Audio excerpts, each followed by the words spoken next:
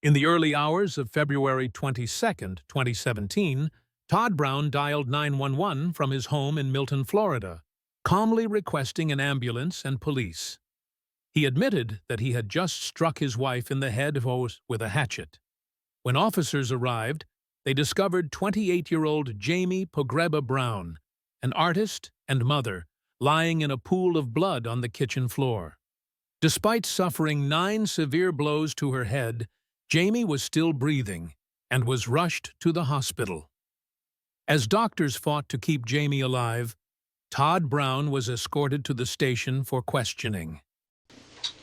Right now it's approximately 7:52 and we're in interview room number 1 in Santa Rosa County Sheriff's Office Major Crimes Unit. I know you told me that you went into your bedroom after you had a verbal altercation with your wife. Came out. Was her back turned to you when you hit her? No. She was facing you? Yes. I couldn't hear you. Yes. Okay. Was she armed with anything?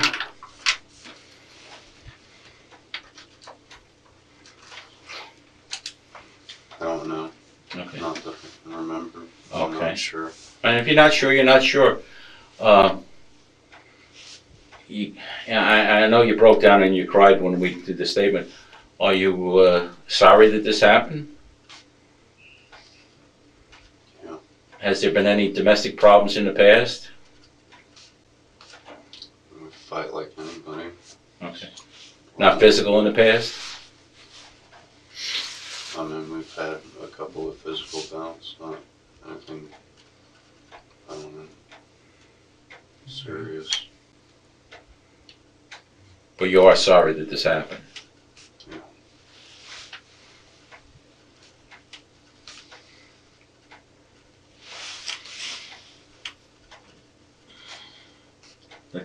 Detective Ashman, you have any questions? Mr. Brown? Mr. Brown? Can I call you Todd? Yeah. Todd, have you ever spent any time in the military? Yes. You did? What were you in? It's in the Marine Corps. Marine Corps? What did you do in the Marines?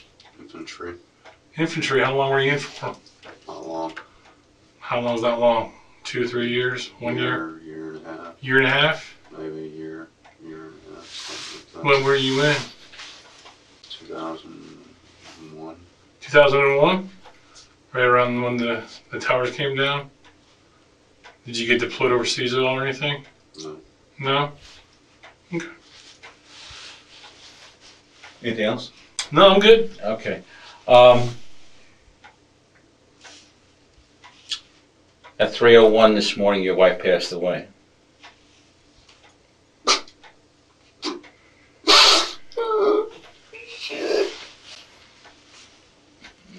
We didn't have really much doubt when she left the scene that was going to happen, but I'm charging you with an open count of murder.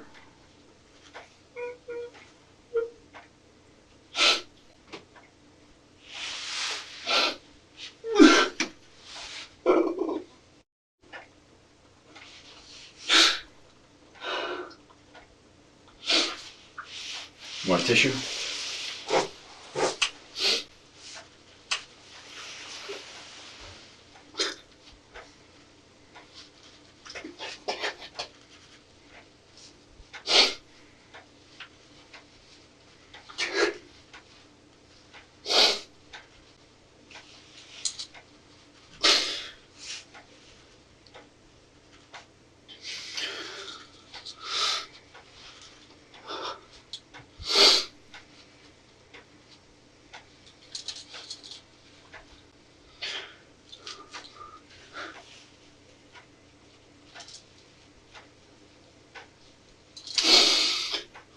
Did you understand what you did was wrong?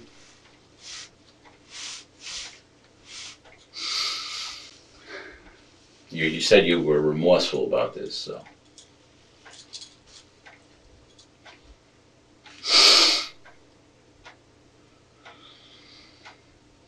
You need a cup of coffee or a drink or anything? I could use some coffee. What? I could use some coffee. Yeah. How do you take it? Been up black. Black? That's the way I take it. I'll be right back.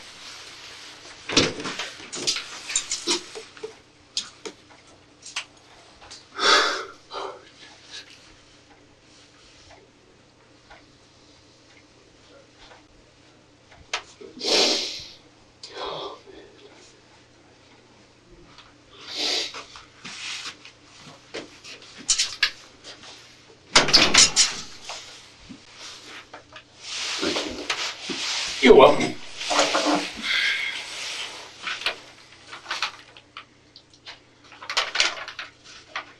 It's not the greatest coffee in the world. It's alright. I've been up for about 24 hours or more.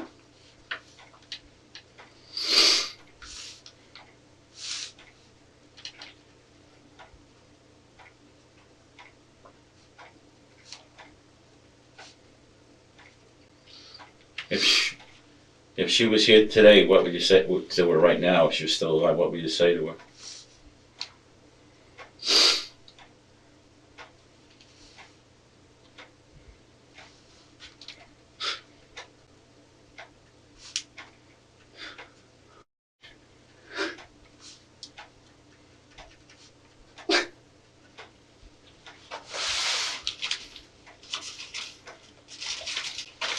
Your dad's name is William Brown? Yeah.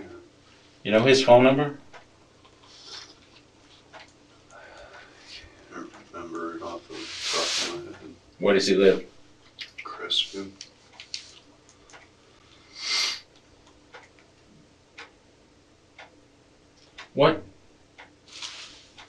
What set you off that, you know, did she say something or she threatened to leave? She told me to leave and then she wouldn't let me leave. And that kind of pissed you off? Yeah. I thought I didn't hear you. Yeah. I mean, we'd been fighting all night, When you say fighting, physically or verbally? verbally.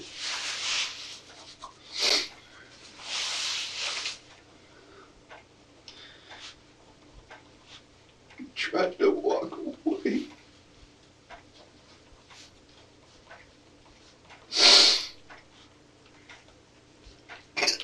What stopped you from walking away?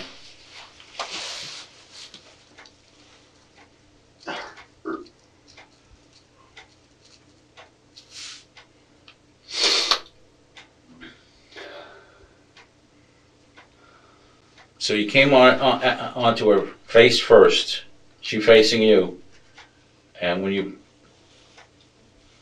pulled the hatchet back and struck her, what was she doing?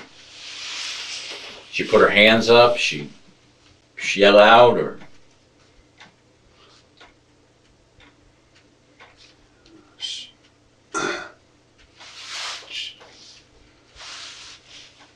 Screamed. Just screamed? Put her hands up to defend herself? Hold her hands up in front of her? I believe so. Okay, if you don't remember, you don't remember. I mean, this is to the best of your recollection. I swung when I hit her. She was screaming before I hit her. How many times did you hit her?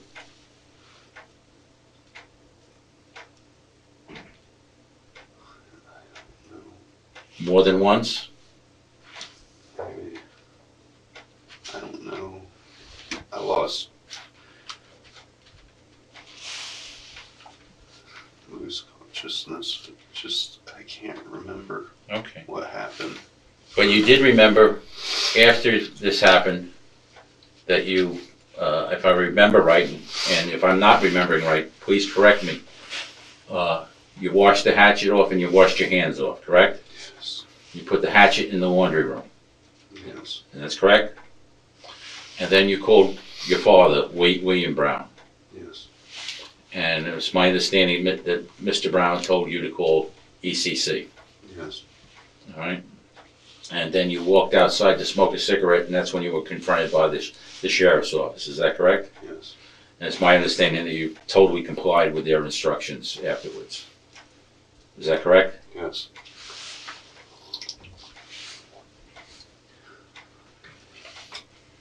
You called your dad on your cell phone? Yes.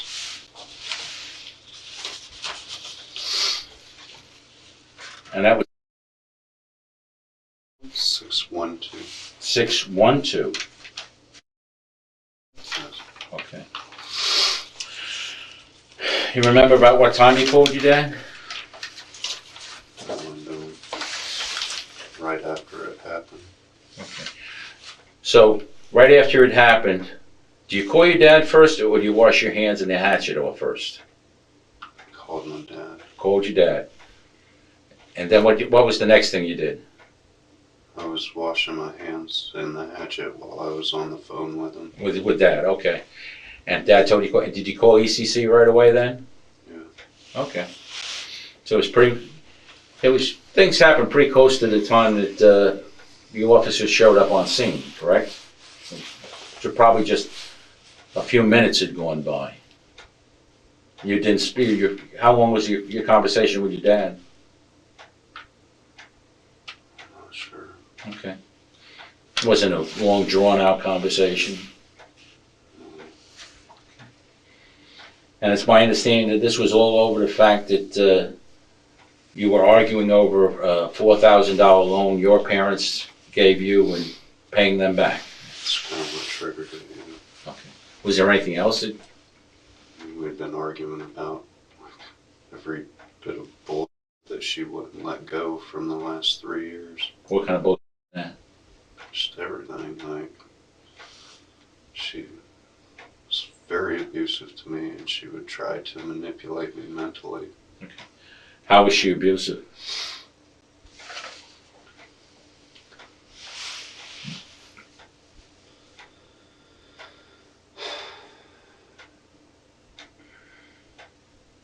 She would do things like try to make it seem like I was crazy and up, even in times when she would do things that were inappropriate.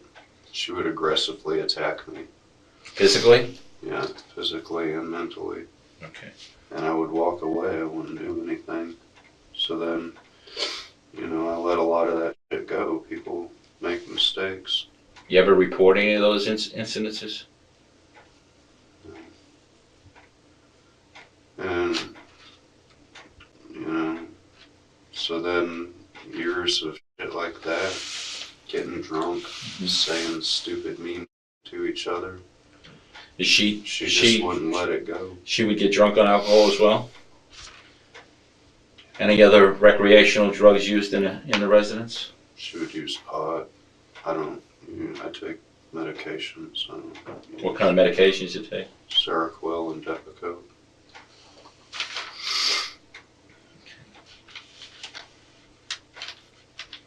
And you've been together about 3 years? Yeah.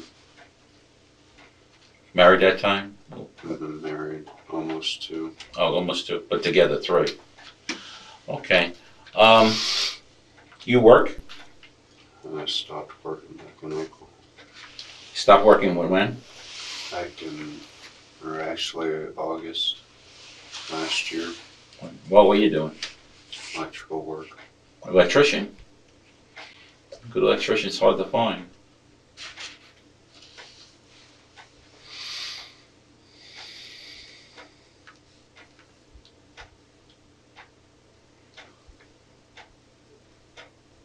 Did she strike you at all tonight?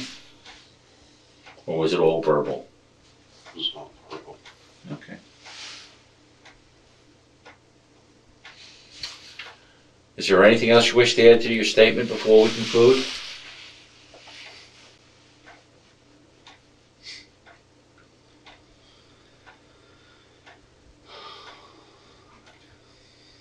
I couldn't hear you. I don't think so. Okay. Has everything you've told me here today has been the truth, the whole truth, and nothing but the truth? Yes. Okay. And you understand that you're still sworn? This is still part of the sworn statement? Yes. Started earlier. Have I or any other member of the Santa Rosa Sheriff's Office promised you, threatened you, coerced you into giving this statement? No. Have I treated you with courtesy and respect? Yes. You want another cup of coffee? No, thank you. Okay. We'll conclude at approximately 08 hours. End of statement. Okay, we'll move back across the hallway.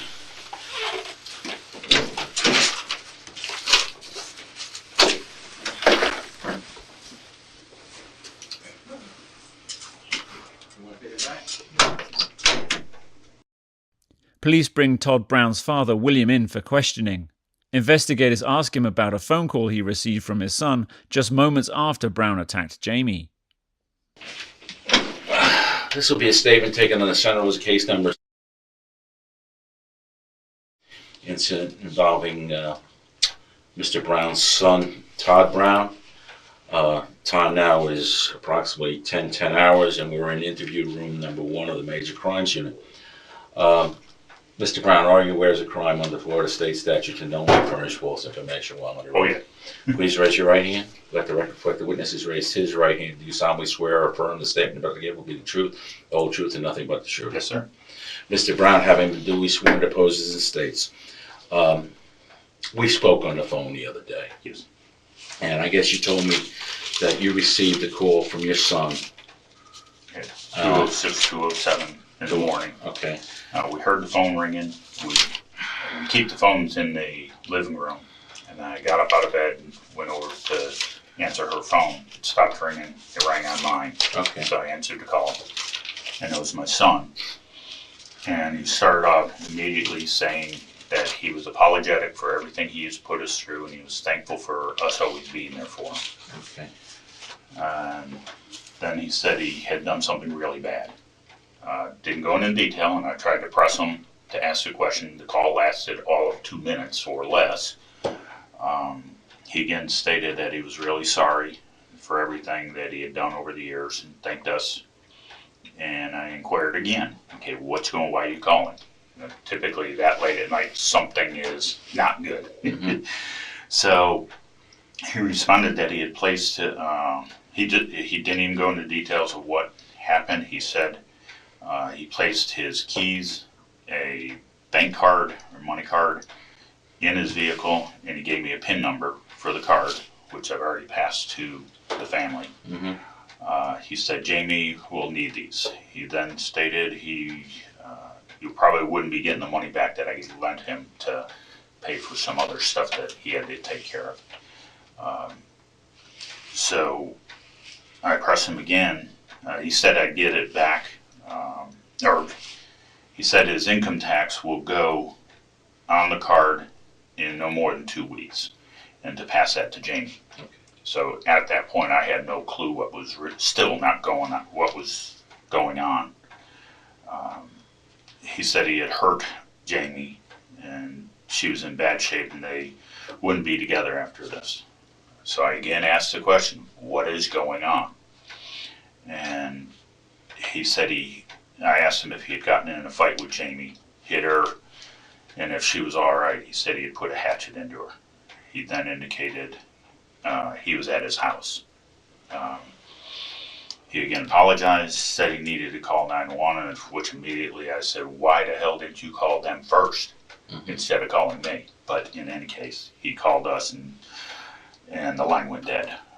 Immediately tried calling him back with no success. Ran into the bedroom, got my wife, explained to her what's going on. I'm trying to get the number over here to talk to who I thought was the Milton police. Mm-hmm. They transferred me over to you. My wife's trying to get a hold of him. So I talked to Cindy at the Milton police, who transferred me over to the sheriff's. Okay. And I relayed to them about the phone call. Actually, I relayed it to both Cindy and the people over here. What the phone call was, the same thing that I just articulated to you. And they said the emergency services is already on the line, or on the scene. Okay. And that's it. We've had no other communication with Todd, or other than seeing all the stuff in the media, Okay. which is definitely killing us. Were there any problems? I believe that Todd told me that they've been together for approximately 3 years and married for 2.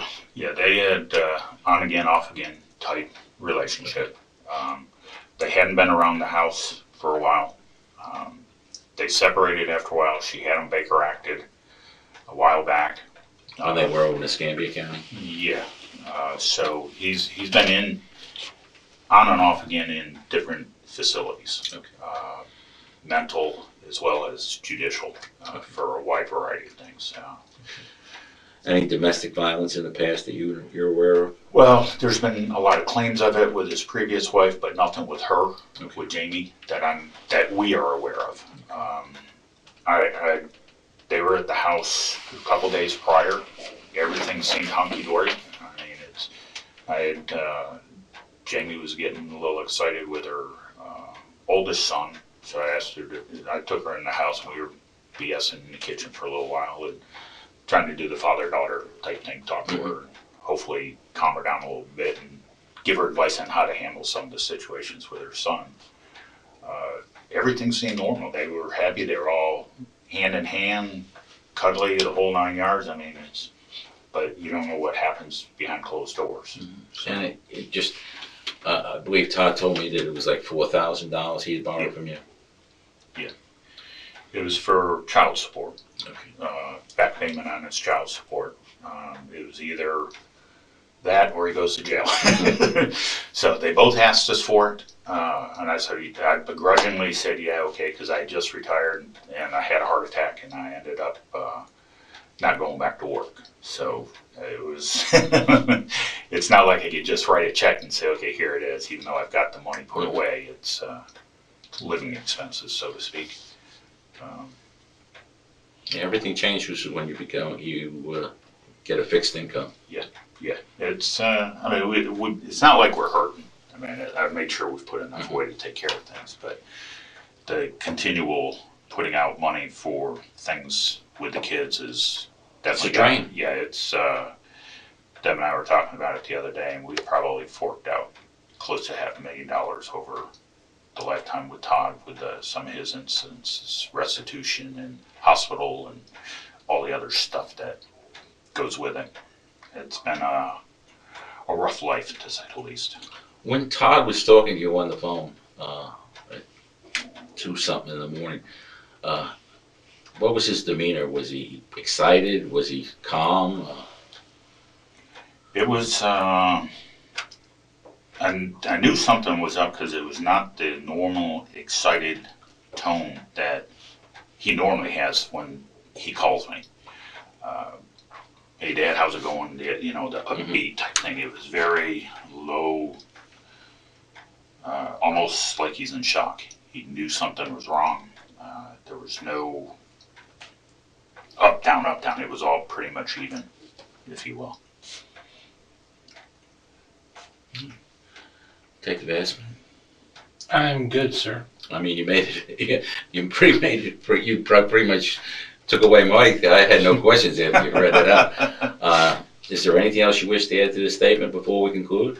No, just curious. It's the curiosity got the cat, so to speak, of situation. Did he give you any indication of what happened? I mean, that's why we're coming over to talk to him. And we reached out to Jamie's parents and her sister, try to talk to him a little bit, which we have. We've talked to him a couple times now. Yeah, it's hard on everybody. Yeah, it is. Not really. I mean, other than that, they'd been fighting all day, and he just went into the bedroom and got the hatchet and came back and hit her.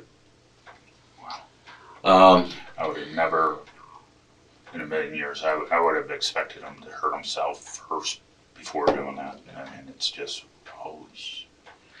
Has everything you've told me here today been the complete truth as you remember it to be? Yes, sir. Have I or any other member of the Santa Rosa Sheriff's Office promised you, threatened you, or coerced you into giving this statement? No, sir. And have we treated you with courtesy and respect? Yes, sir. And you spoke to the operator here at the Sheriff's Office as well? It's the Milton Police Department? Mhm. Okay. Yeah. Statement will conclude on 2/27/2017 at approximately 10:19 hours. End of statement. Nothing to follow. Okay. I'll walk you back out to your Short work. and sweet to the point. I shouldn't say that this is an easy thing, but it's not in the West. During the trial, Todd Brown was found guilty of premeditated first-degree murder.